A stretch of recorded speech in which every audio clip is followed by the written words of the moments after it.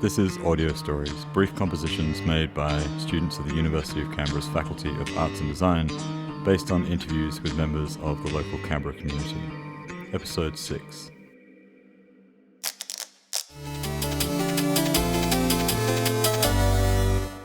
I'm going to be talking about a game from 1998 that I played recently that is pretty cool.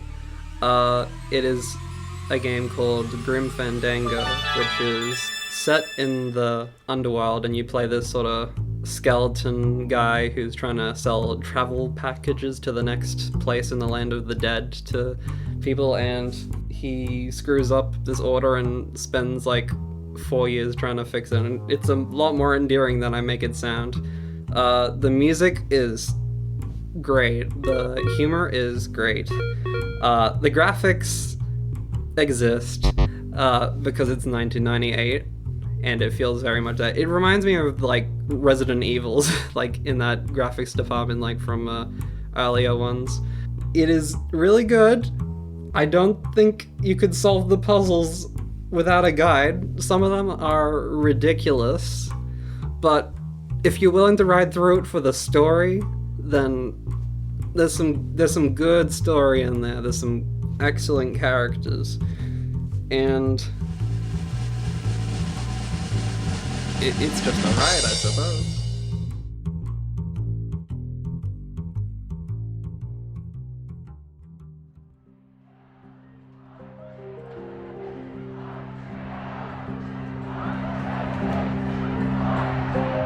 I'm passionate about the hyper-incarceration of Aboriginal and Torres Strait Islander people in the Australian criminal justice system. I'm very passionate about this topic because it's such a serious and prominent issue in our jail system in Australia at the moment. We have Aboriginal people being incarcerated for things that their white counterparts just simply aren't being.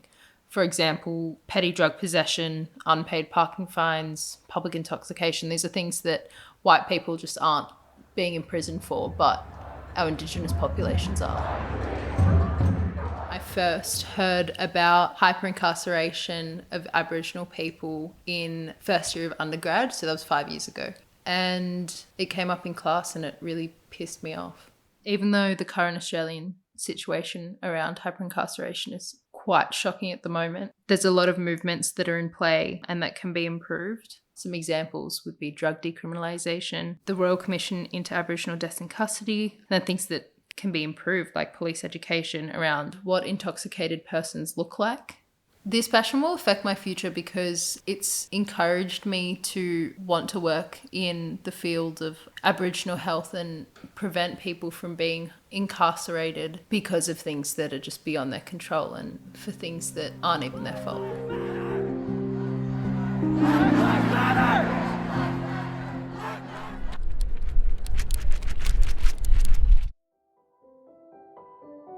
So, what are you passionate about? I'm pretty passionate about my hometown, Christmas Island.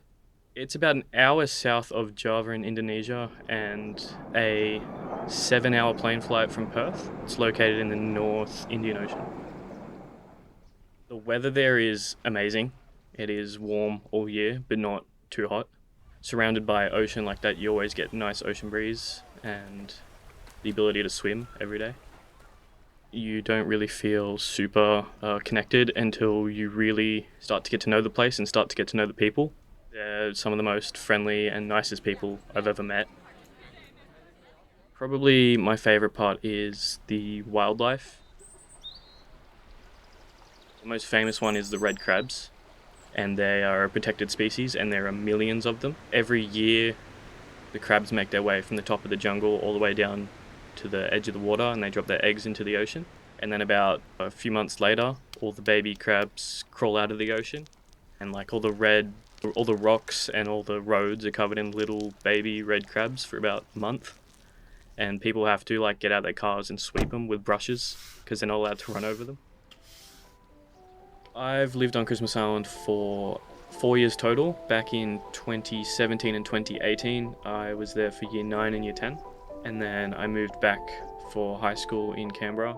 Since then, I've lived there for 2 more years. I do make sure to try and go back as often as I can, despite it being very expensive.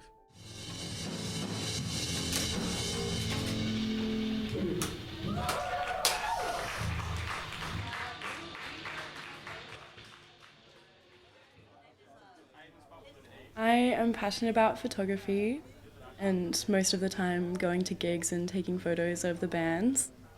When I have the camera in my hands at gigs, honestly, I feel quite powerful. It's like you can split the sea of people just by having a camera around your neck because everybody respects that you're there to make art similar to what the band is doing.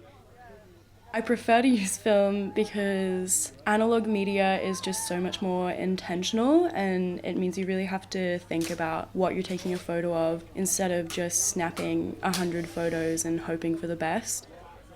The thing I like most about the experience is probably being able to share the photos afterwards with the bands, and the reactions that I get a lot of the time are really exciting for me. I love sharing my art and I think it's really fun when people enjoy it as much as I do. When I'm about to take a photo, I mostly look for the right posing and faces from my subjects. It's pretty difficult when you're shooting because obviously you only get one shot.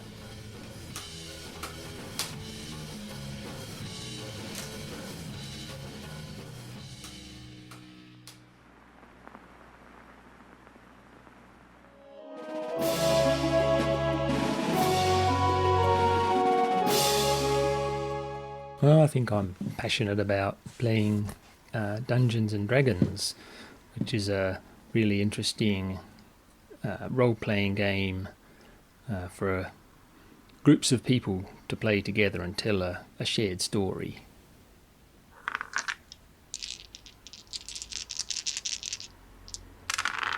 My favourite thing about the game, particularly when you're playing as an actual character and not being a dungeon master, is the cooperative nature of it, where the whole group has to work together to overcome challenges or fight the various monsters or interact with other characters that the dungeon master creates, but to generally take that cooperative approach to things.